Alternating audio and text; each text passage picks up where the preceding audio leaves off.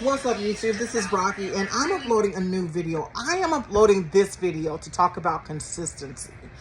Like I said, been on my weight loss and wellness journey for going on about a little bit short of a year. Yes, I have lost some weight. It is very significant, and it is very essential. Like a lot of people feel, just like myself, that I should be at my weight loss goal when I think about how much I put myself through. But the fact is that I have not been consistent in some areas of my weight loss and my wellness journey. And I haven't been consistent with my exercise routine that I'm developing on my own from scratch. I haven't been consistent with my diet, which I'm still tweaking, y'all. I'm still tweaking. There are some things that I grew up eating that are extremely healthy that a lot of kids 9 out of 10 times would not eat. And that's like spinach, broccoli, carrots, celery. I grew up eating all those things in salads and in different dishes that I would eat on a daily basis. But in addition to a lot of unhealthy things as well, like high carbohydrates, high monosaturated fats and things like that.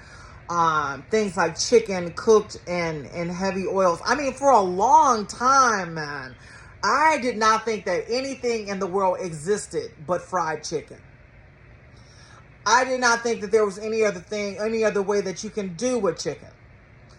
Until I got older, until I realized you can bake it, you can broil it, you can put it in a salad. You can turn it into a chicken patty. I mean, there's so much more you can do with that. And basically, I'm just discovering food, basically. Real food. Food that I prepare on my own with nutritional value that is fulfilling, that is satisfying. And I don't feel like I'm depriving myself or punishing myself for living in error in certain circumstances. Consistency is key in so many things in life. It really is. In bad situations and good situations. It is just a behavior and an attitude. It's the way to kind of dig in and begin to develop traction in your life. And for my weight loss and wellness journey, I'm developing some traction mentally and as far as behavior goes, in believing, first of all, that I can achieve my goal. A couple of years ago, I never would have believed it. And anytime that I began my weight loss and wellness journey, it always started with the negative idea that, okay, I'm going to do this, but I know that I'm going to fail. I know that it's going to be impossible in some way. Those negative things that we tell ourselves that impede our behavior and how we feel, and it impedes our motivation and our inspiration. And so, we kind of become robotic, but there's nothing fulfilling about that. There's no intrinsic value in that. So one of the things that I've begun to do is that I have begun to develop some traction as far as nutrition goes. Yeah, those foods that I'm curious about, I'm becoming more receptive to recipes. I'm more receptive to buying those fruits and vegetables that I've always been curious about, but I figured had really no serious or real nutritional value or really no worth as far as eating goes, as far as eating and nutrition goes. And that, to me, to anybody, is an endeavor within itself. It truly is. To explore your curiosity, because cabbage, for one, cabbage for a lot of people is one of the main ingredients in coleslaw. It's one of the main ingredients in coleslaw, but I want to get my AI tool. Do you know how many nutrients exist in cabbage? It's a powerhouse. Let's look at our AI. Let's look at my AI Genie on my Motorola. And we are going to look at the nutritional value of eating cabbage. We're going to ask it that simple little question, and it's going to generate us a detailed answer about the importance of eating cabbage and the nutritional value of it, because it is an important part, and it's highly underused, underdeveloped, and sometimes it's kind of prepared to the point of losing all of its nutritional. Okay. We're gonna ask it what. First of all, we're gonna ask it what cabbage is. What is cabbage? Okay, let's go. Cabbage is a leafy green, red or white or pale green biennial plant grown as an annual vegetable for its dense leafy leaved heads. It belongs to the species, okay, fermented kimchi cabbage. I learned about kimchi years ago, but I became brave enough and was found it accessible more than about a couple of months ago. It's rich in vitamin C and K, and is known for its health benefits, including antioxidant properties and potential anti-inflammatory effects. When you hear the term antioxidants, pay attention, because antioxidants are those powerhouse fruits and vegetables that oxidizes the cells in your body, the blood cells, fat cells, skin cells. That means it takes the oxygen in your body and it puts it to good use. So if you're eating antioxidants and you're eating high fruit, high fiber, nutrient dense foods like kale and strawberries and bananas, it takes the oxygen, the smallest, tiniest cells of oxygen, and then it fuses it with your blood cells and your organs, and it just delivers useful oxygens that allows your body to breathe. I'm on my second head of cabbage, y'all. This is I want you all to listen to me. This is my second head of cabbage this year. In 12 months, I bought 2 heads of cabbage. Because it is one of those foods that we are afraid of. It's one of those foods that we don't know what to do with. We're afraid of because it looks different, it smells different, it sounds different, and it's something that our parents made that we felt we were forced to eat. Right? Right. But at the same time, I want you to remember how it tasted when you were younger. Yeah. And the soups, like that was that nice, smooth, subtle, leafy green taste that I took that made me kind of feel a little bit better. Because remember, when you're sick, your body is toxic. And you're not breathing well, and your circulatory system is not performing at its best. And then you eat something like kale or a piece of fruit or a nice bowl of soup, and it just makes you feel better.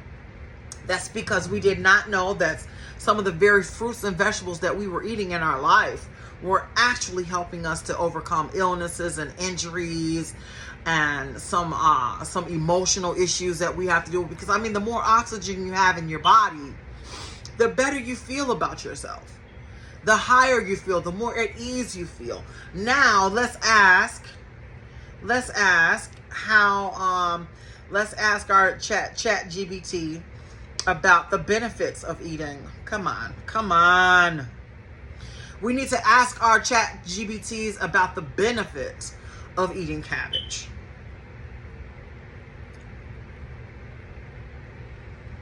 What are the benefits, see that, of eating cabbage?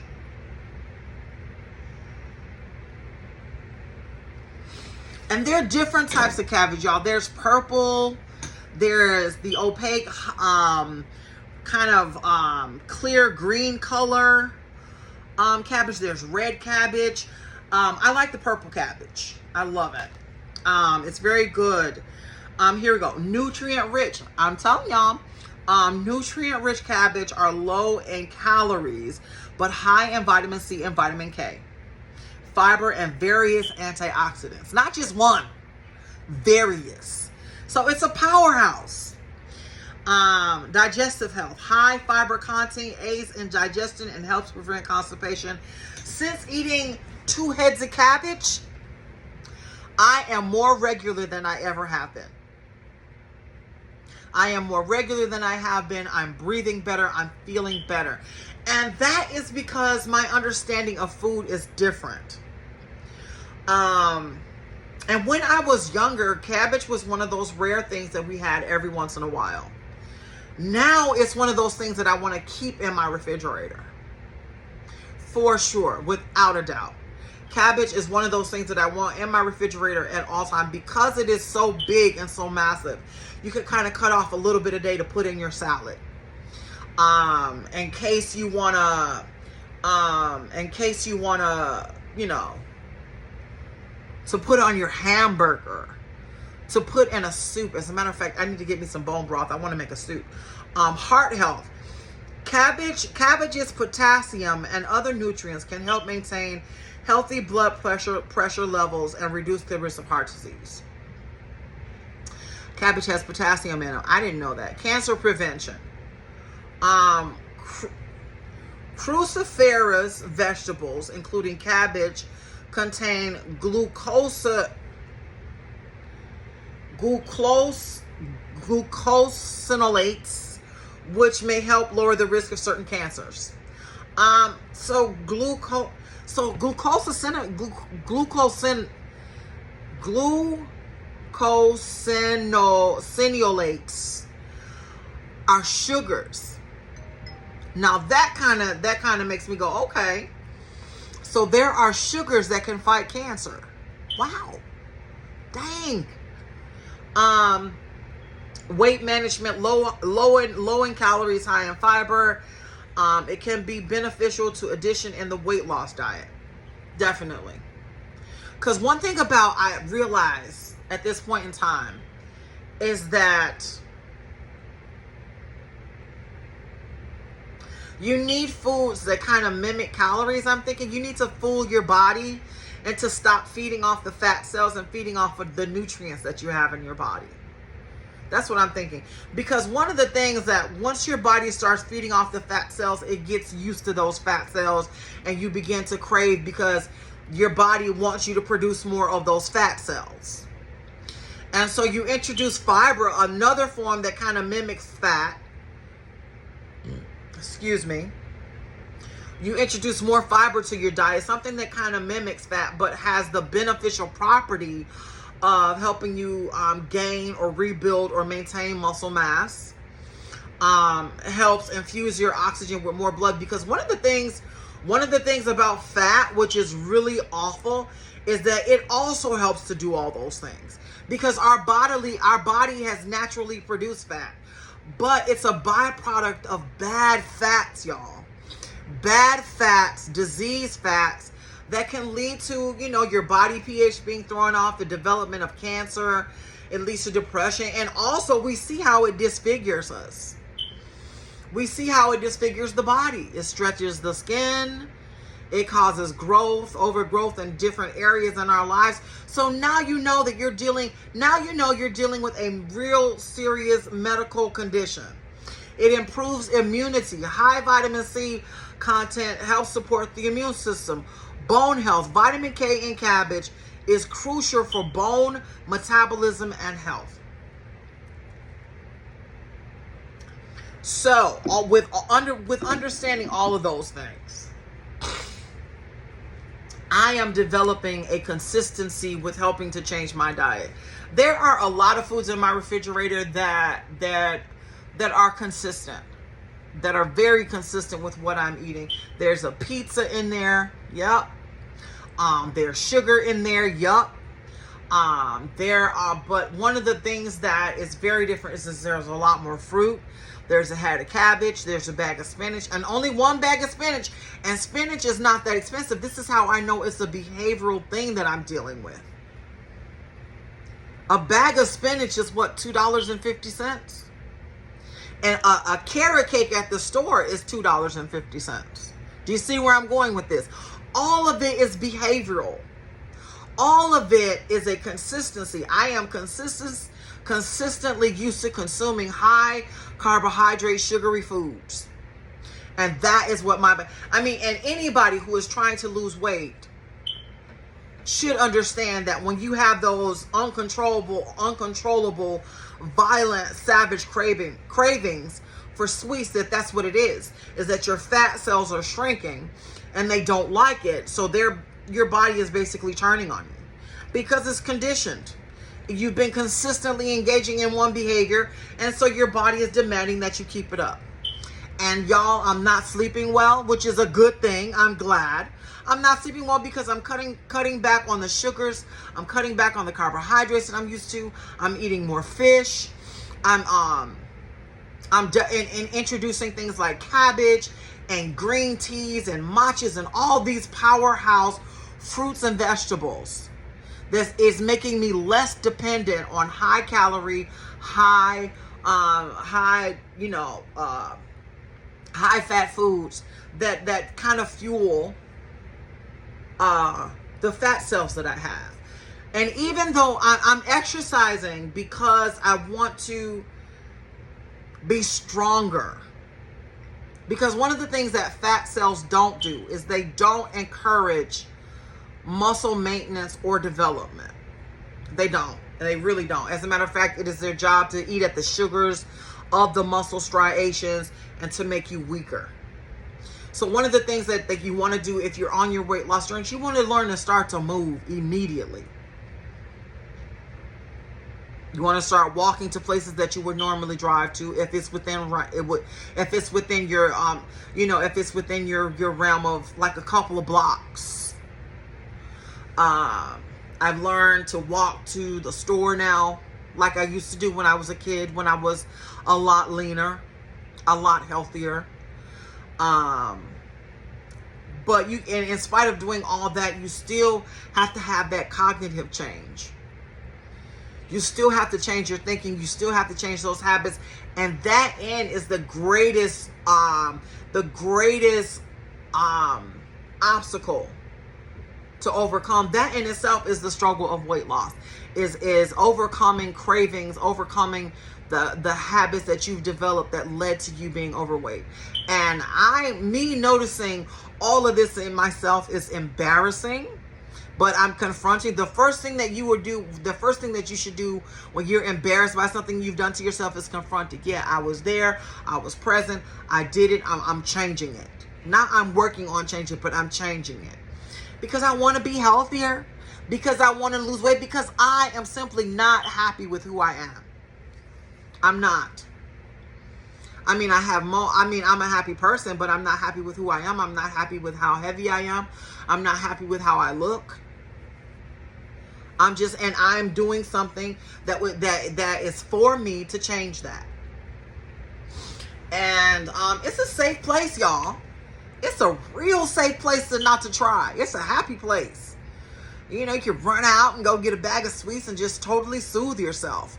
But one of the things about losing weight is that one thing that I've noticed, like, oh my God, is I have a higher tolerance for alcohol. I can drink wine now. Yep. As before, when I was heavier, I would go out drinking with my friends, and I simply could not metabolize alcohol. I could not metabolize it. I could not do it at all. It's because there was too much fat in my stomach, and the minute that I would drink a fermented liquid, it would mesh. The fat cells would rush to my stomach, and oil and water just don't mix. It does not mix at all, and I would immediately get sick. I would suffer from massive hangovers, and I was just not happy. And let's look at overweight people who do drink and who suffers from the worst hangovers. Because I've seen shows where I've seen thin people who are suffering from hangovers, and they look like they just stepped out of a spa. Oil and water don't mix. And that's not to say I'm going to become an alcoholic. All of this is a part of behavioral modification. It's learning how to live. And one of the reasons why I never drank alcohol is because being overweight wouldn't allow me to do it. I didn't have my first drop of alcohol until I got into college. And even when I was in college, I didn't drink it because there was an adverse effect between me and alcohol. There was always this heavy laden feeling that was over me. And that was after one shot. That was after one beer. But once I started to lose weight and I started to eat better, I began to be able to metabolize alcohol more efficiently. And if I drank too much, then definitely, I would become nauseated and I would suffer the side effects. But it would not be I remember once I was overweight and I had drank too much, and I almost had to go to the hospital. I did. I almost had to go because the fat the fat and the alcohol had congealed too much. And I mean, literally, when you throw up and you see those veins, that's fat cells metabolizing with that alcohol that's causing you to have that adverse reaction. And it is just the worst feeling ever. But now with behavior modifications, with me changing my diet, I'm able to metabolize alcohol. I'm able to enjoy being an adult, a responsible adult. And all of that is a challenge. All of it. I mean, I've never had a problem with alcohol before. And, but that is the reason why I want to make this video, y'all, is to talk about consistency. And because I had gotten so far in my weight loss and my wellness journey, and I began to question, I hit a point where the average person who's embarking on their weight loss and wellness journey, and remember, it's the beginning of the year. I started my weight loss journey last year in August, September, October, November, December, January, February, March, April, May, June. It's been almost a year. August, September, October, November, December, January, February, March, April, May. So we're about, how many months is that? Oh my God. I want to say it's got to be like 10 months in. I'm about 10 months in, a little bit shy of a year. But in that year, what I purchased and put in my refrigerator is vastly different. My consistency with buying certain foods is different. I wouldn't say like I said, I've had 2 heads of cabbage in a year. 2 heads of cabbage in a year. And right now I'm slowly starting to enjoy the benefits of eating organic foods, fruits and vegetables. So I want to say thank you to my new subscribers.